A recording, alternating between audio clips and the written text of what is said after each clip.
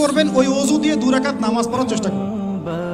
নবীজি যখন জান্নাতে মেরাজের রাতে জান্নাতে গিয়েছেন, নবীজি সাল্লাল্লাহু আলাইহি ওয়াসাল্লাম বলেছেন, আমি যখনই জান্নাত গিয়েছি, মানে আমাকে যখনই জান্নাত দেখানো হয়, তখনই আমি বেলাল তোমার পায়ের শব্দ শুনতে পারি। সুবহানাল্লাহ। হে বেলাল, তুমি কি এমন আমল করো আমার আগে আগে তোমার পায়ের শব্দ শুনতে পারি?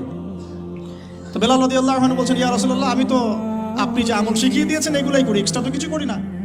শুধু একটা কাজ আমি করি। কি সেটা? তিনি বলছেন, আমি যখনই ওযু ছুটে যায় ওযু করি, মানে যখনই ইস্তেনজা করি ওযু ছুটে যায় ওযু করার চেষ্টা করি, ওই ওযু দিয়ে আমি 2 রাকাত তাহিয়াতুল ওযু নামাজ পড়ি। নবীজি বলছেন, হয়তো এই কারণেই তোমার এই মর্তবা দেওয়া হয়েছে। সুবহানাল্লাহ। আল্লাহ পাক আমাদেরকে আমল করার তৌফিক দান করুন। এরপর সালাতে যাবেন, সালাতটা নবীর মতো করে, সালাত শেষ একটু কোরআন তেলাওয়াত করলেন, দিনই পড়াশোনা করলেন, কোনো স্কলারের লেকচার শুনলেন, এবার নাস্তা করতে আসছেন। নাস্তার টেবিলে আসলে তো আর সুন্নতের খেলাফ, সুন্নতের কোনো কথাই মনে থাকে না। আর আমি আপনাদের কমিউনিটির মধ্যে এসে দেখলাম সবাই খুব ভোজন রসিক, মাশাআল্লাহ। হ্যাঁ মাশাআল্লাহ, ভালো, খারাপ না, একটা এজ থাকে খাওয়ার।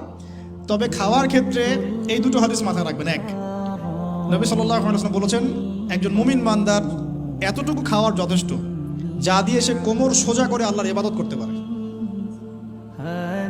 আর এই পুরো ওয়ার্ল্ডটাই এখন এই কয়েকটা জিনিসের উপর টিকে আছে: খাওয়া, ফ্রি সেক্সুয়াল সম্পর্ক, জুলুম, পলিটিক্যাল জুলুম।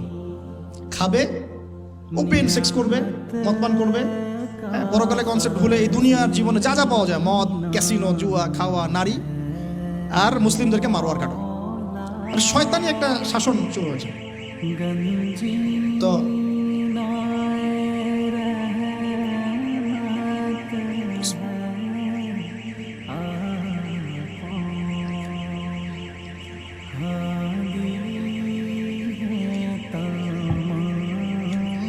সবাই পড়ি আউযু বিল্লাহি মিনাশ শাইতানির রাজিম। তো যেটা বলছিলাম যে খাওয়ার ক্ষেত্রে কয়টা হাদিস মনে রাখবেন ভাই? এক, একজন মুমিন বান্দার খাওয়া দাওয়ার জন্য এতটুকু যথেষ্ট যতটুকু দিয়ে সে কোমর সোজা করে আল্লাহর ইবাদত করতে পারে। এক, এরপরেও যদি তাকে খেতে হয়, কয় ভাগ? 3 ভাগ। নবীজি বলছেন, মুমিনরা পেটের 1 ভাগ খাবে, 1 ভাগ পানি খাবে, পানি দ্বারা পূর্ণ করবে, আর 1 ভাগ খালি রাখবে শ্বাস প্রশ্বাস চলাচলের জন্য। এই খাবার সুন্নত, খাওয়ার টেবিলেই তো আমরা হেরে যাচ্ছি। আমরা তো খাবার টেবিলেই হেরে যাচ্ছি। আমরা যুদ্ধের মাঠে জিতবো কিভাবে? এক সাহাবী খেজুর খাচ্ছিলেন বদরের যুদ্ধের সময়, এটা আপনার রাহিকুল মাখতুম গ্রন্থে পাবেন। খেজুর খাচ্ছেন, সৈন্য বিন্যাস করা হচ্ছে, নবীজি ভাষণ দিচ্ছেন, ওয়াসারিউ ইলা মাগফিরাতিন মির রাব্বিকুম ওয়া জান্নাহ, ওয়াসারিউ ইলা মাগফিরাতিন মির রাব্বিকুম ওয়া জান্নাহ আরদুহা কাআরদিস সামাই ওয়াল আরদ উইদ্দাত লিল মুত্তাকিন। এরকম আয়াতগুলো পড়ছেন। ওই সাহাবী শুনে হাতের খেজুরগুলো ছুঁড়ে ফেলে দিলেন, দিয়ে ছুটলেন সামনে।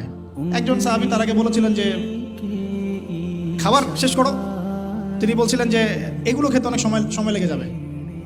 বীর বিক্রমে যুদ্ধ করেছে এই সাহাবী, শহীদ হয়ে গেছে। খাবার ভোগবিলাসটাকে তারা কিভাবে দেখতেন আর কি একটু দেখালাম, কিভাবে তারা এটাকে জাস্টিফাই করতেন। এখন উমর রাদিয়াল্লাহু আনহু একটা কথা মনে পড়ে গেল।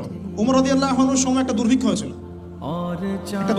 কিন্তু তো ওই সময় জনগণ খাবার সংকটে ভুগছে বলে খলিফাতুল মুসলিমিন উমর রাদিয়াল্লাহু আনহু দীর্ঘদিন শুধুমাত্র রুটি আর জাইতুনের তেল খেয়েছিলেন।